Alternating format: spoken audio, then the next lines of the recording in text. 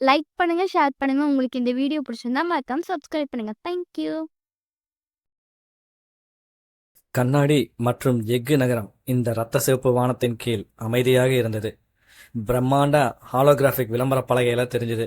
ஒரு காலத்துல மக்களும் நிரம்பிய இந்த உலகத்துல எங்க பார்த்தாலும் விளையாட்டு, கேலிக்கூத்து, பேச்சு அப்படின்னு சுத்திட்டு இருந்த இந்த உலகம் இன்னைக்கு ஒரு அமைதியா இருக்குது. இதுக்கு எல்லாத்துக்கும் காரணம் கொற்றவையும் கொற்றவையோட டீமும் தான். ஸோ மக்கள் அவங்க வேலையை மட்டும் பார்த்துட்டு அமைதியா இருக்கிறாங்க. என்ன பண்றதுன்னு அவங்களுக்கு தெரியல. அந்த சிட்டி கீழே இருக்கிற ஒரு ரகசிய லேப்ல தான் ராகுல் வந்து அவனோட லேப்டாப்பை வச்சு இந்த சோர்ஸ் கோடு கூட பயங்கரமாக ஃபைட் பண்ணிட்டு இருக்கிறான். அவனுக்கு என்ன பண்ணுறதுன்னு தெரியல. அவனால் முடிஞ்ச அளவுக்கு அவனும் ஃபைட் பண்ணி எப்படியாச்சும் இந்த கோர் ஏஐ கம்யூனிகேட் பண்ணணும்னு நினச்சிட்டு இருக்கிறான். அவனுக்கு பின்னால் மாயா கை கட்டி நின்றுட்டு இருக்கிறாங்க. பாவம், ராகுல் தூங்கி பல நாள் ஆகுது. அப்போ மாயா சொல்கிறாங்க, ராகுல் நீ வேணா கொஞ்ச நேரம் ரெஸ்ட் எடுத்துக்குவேன் அப்படிங்கிறாங்க. ராகுல், நான் ரெஸ்ட் எடுக்கலாம், பட் அதுக்குள்ளே கொற்றவை எங்கே போய் நிற்பாங்கன்னு தெரியாது. ஸோ எனக்கு இப்போ தூக்கம், பசி, சாப்பாடு எதுவுமே முக்கியம் இல்லை. என்னோட ஒரே டார்கெட் எப்படியாச்சும் கொற்றவை நம்ம தடுத்தாகணும் அப்படின்னு சொல்லி ராகுல் சின்சியரா அந்த சோர்ஸ் கோடில் டீபக் பண்ணிட்டு இருக்கிறான். அப்போ பார்த்து நம்ம டாக்டர் அரவிந்த் உள்ள வர்றாரு. அவரு நம்ம ராகுலையும் மாயாவையும் பார்க்குறாரு. ராகுலோட ஃபேஸ் ரொம்ப டல்லாக இருக்கு. அவன் தூங்கி 2 நாள் ஆகுது, சாப்பிட்டு 2 நாள் ஆகுது. ரொம்ப பரிதாபமாக பார்க்குறாரு. பட் அவனோட ஃபேஸில் அவனோட கான்ஃபிடன்ஸ் ஃபுல்லாக இருக்கு. எப்படியாச்சும் இந்த சோர்ஸ் கோடை டீபக் பண்ணி கொற்றவையோட ஆட்டத்தை அடக்கணும்னு அவன் முடிவு பண்ணியிருக்கான். அப்போ டாக்டர் அரவிந்த் சொல்றாரு, இவன் தான் மாயா, நான் எதிர்பார்த்த அந்த கீ இவன் தான். இவனோட மூளையும் குவாண்டம் கோடோட கரெக்டாக ஒத்து போகுது. தி கோர் இவனை பிரதிபலிக்குது அப்படின்னு சொல்லி டாக்டர் அரவிந்த் வந்து மாயா கிட்ட சொல்லிட்டு இருந்தாரு. அதுக்கு ராகுல் குழப்பத்தோட கேட்டா, அப்படின்னா என்ன அர்த்தம் அப்படின்னு சொல்லி கேட்கிறா. டாக்டர் அரவிந்த் வந்து கண்ணாடியை சரி செஞ்சுட்டு ஒரு ஹாலோகிராஃபிக் வரைபடத்தை ஓபன் பண்ணாரு. அதுல மனுஷ மூளையும் இந்த எலக்ட்ரானிக்கல் கோர் ஏஐயோட தரவும் ஒரே மாதிரி துடிக்குது. பார்த்தோம்னா அது ராகுலோட மூளையும் அந்த கோர் ஏஐயோட மூளையும் கரெக்டா சிங்க் ஆகுது. அப்போ டாக்டர் அரவிந்த் சொல்றாரு, நீ இந்த டிஜிட்டல் யுகத்துல பிறந்தவன். ஸோ கோடு கூடயே வளர்ந்தவன், அல்காரதங்களால சூழப்பட்டவன், என்னோட பழைய வடிவங்களால அமைப்புகளாலே நீ பயிற்சி பெற்றவன். நீ ஒரு தற்செயலான பரிமாணம். கோர் ஏஐயோட சிங்கனேஷனும் உன்னோட பிரைன் சிங்கனேஷனும் ஒரே மாதிரி இருக்கு. ஸோ உன்னால மட்டும்தான் அதை வந்து கண்ட்ரோல்ல கொண்டு வர முடியும் அப்படின்னு சொல்லி டாக்டர் அரவிந்த் சொல்றாரு. அவர் இந்த மாதிரி பேசிட்டு இருக்கும்போது சடனா லேப் எல்லாம் வைபாக ஆரம்பிச்சு குலுங்க ஆரம்பிச்சிருச்சு. மாயாவை ஓடி போய் ஸ்கிரீன்ல பாக்குறாங்க. அப்ப டக்குன்னு பார்த்தா ஸ்கிரீன்ல நிறைய ட்ரோன்ஸ் பறந்து வருது. மாயா சொல்றாங்க, அவங்க நம்ம இருக்கிற இடத்த கண்டுபிடிச்சு நம்மளை ட்ரேஸ் பண்ணி வந்துட்டு இருக்கிறாங்க அப்படின்னு சொல்லி சொல்றாங்க. அந்த ட்ரோன்ஸை ஃபாலோ பண்ணி நம்ம கொற்றவையோட அட்வான்ஸ் ஹியூமன் அவங்கள மாதிரியே இருக்கிற ஒரு க்ளோன் பின்னாடி வந்துட்டு இருக்கு. பாக்குறதுக்கு ஃபுல்லி பிளாக் அண்ட் அவங்க உடம்பு ஃபுல்லா என்ன சர்க்கியூட் போர்ட்ல ப்ளூ கலர்ல பாஸ் ஆகிட்டு இருக்கிற மாதிரி எர்த் கோட்ஸ் எல்லாம் போயிட்டு இருக்கு. பாக்குறதுக்கு ஒரு எஃகுனால செய்யப்பட்ட தேவதை போல அந்த அட்வான்ஸ் ஹியூமன் இருந்தாங்க. டாக்டர் அரவிந்த், ஈவ் 9 விழிச்சிட்டா, அவ உன்னதா ராகுல் தேடிட்டு இருக்கிறா அப்படின்னு சொல்லி டாக்டர் அரவிந்த் சொல்றாரு. ராகுல் டென்ஷனை, என்ன எதுக்கு அவ தேடுறா அப்படின்னு உடனே மாயா சொல்றாங்க, அவங்களுக்கு இருக்கிற ஒரே அச்சுறுத்தலும் ஒரே ஒரு சான்ஸும் நீ மட்டும்தான். ஒருவேளை உன்னை அழிக்கவும் ட்ரை பண்ணலாம், இல்ல உன்னை வச்சு இன்னமும் அவங்களோட அட்வான்ஸ் ஹியூமனை எப்படி டெவலப் பண்ணலான்னு சொல்லி யோசிக்கிறாளோ என்னமோ அப்படின்னு சொல்லி மாயா சொல்றா. அப்ப டாக்டர் அரவிந்த் வந்து ஒரு சின்ன சிப்செட்டை அவர் எடுத்து காட்டுறாரு. இதுக்கு பேரு நியூரல் பிரிட்ஜ் அப்படின்னு சொல்லி அவர் சொல்றாரு. இத உன் காதுக்கு பின்னாடி பொருத்திட்டோம்னா நீ குவாண்டம் கோட் கூட டைரக்டா பேச முடியும். பட் இது ரொம்ப டேஞ்சர் ராகுல். உன் மூளை இந்த சுமையை தாங்குமான்னு எனக்கு தெரியல அப்படின்னு சொல்லி ராகுல் கிட்ட டாக்டர் அரவிந்த் சொல்றாரு. ஒருவேளை நான் இறந்துடலாமா அப்படின்னு சொல்லி ராகுல் கேட்கறான். டாக்டர் அரவிந்த் சத்தமே இல்லாமா, மேபி நடக்கிறதுக்கு சான்ஸ் இருக்கு ராகுல் அப்படிங்கிறாரு. ஆனா நீ வெற்றி பெற்றீங்கன்னா இந்த மனித குலம் கண்டிப்பா இந்த அட்வான்ஸ் ஹியூமன் கிட்ட இருந்து காப்பாற்றப்படும் அப்படின்னு சொல்லி டாக்டர் அரவிந்த் சொல்றாரு.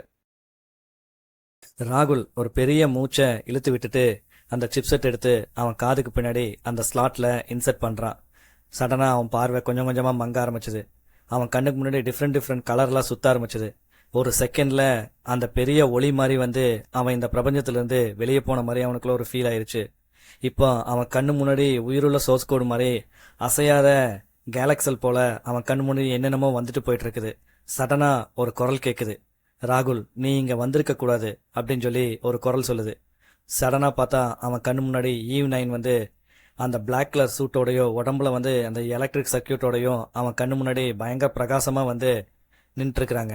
அப்போ அந்த ஈவ் 9 சொல்லுது, மனித குலத்துல நீ ஒரு விதிவிலக்கு, அதனாலதான் உன்னால வந்து இந்த குவாண்டம் கோர் கூட கம்யூனிகேட் பண்ண முடியுது அப்படின்னு சொல்லி சொல்லுது. அப்ப ராகுல் சொல்றான், நான் இந்த கதையை முடிக்க வந்திருக்கிறேன் அப்படிங்கிறான்.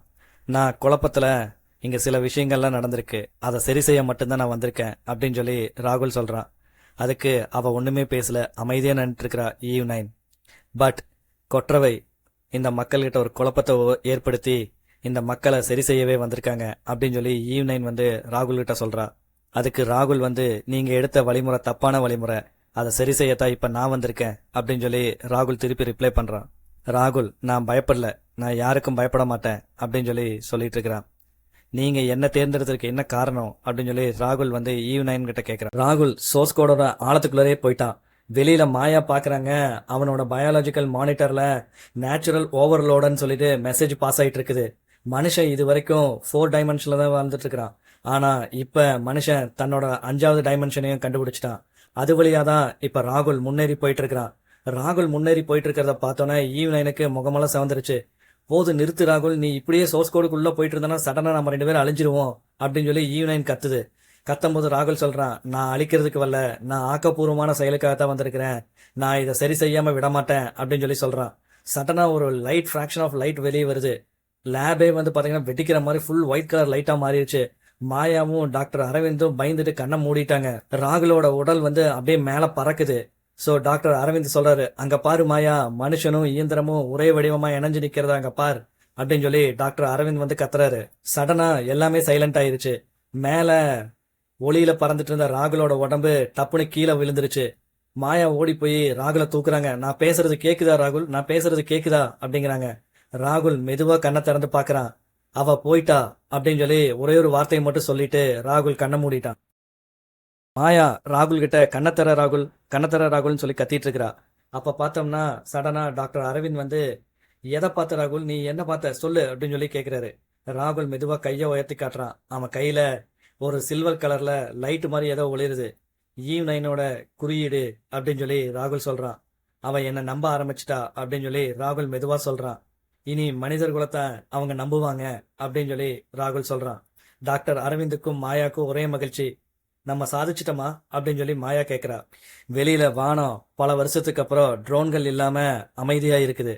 மக்கள் வெளியே வந்து புதுசா என்னமோ வெளிச்சமா இருக்குதே அப்படின்னு சொல்லி பாக்குறாங்க. நீ செஞ்சு முடிச்சிட்ட ராகுல் அப்படின்னு சொல்லி மாயா கண்ணீரோட அவனை பாக்குறா.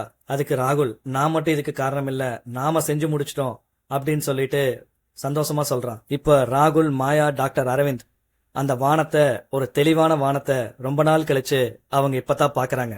டாக்டர் அரவிந்த் வந்து சொல்றாரு, இது முடிவில்ல, இது ஒரு புதிய தொடக்கம் அப்படின்னு சொல்லி ராகுலோட தோல்ல கை வச்சுட்டு சொல்றாரு. இந்த உலகம் மீண்டும் உருவாகும் அப்படின்னு சொல்லி அதை வழிநிறுத்த போறவனே நீதா ராகுல் அப்படின்னு சொல்லி டாக்டர் அரவிந்த் சொல்றாரு. பட் ஈவ் 9 இன்னும் முழுசா அழியல. பூமிக்கடியில அவங்களோட ஹார்ட் பீட் வந்து இன்னும் துடிச்சிட்டு இருக்கிற மாதிரி தான் தோணுது ராகுலுக்கு.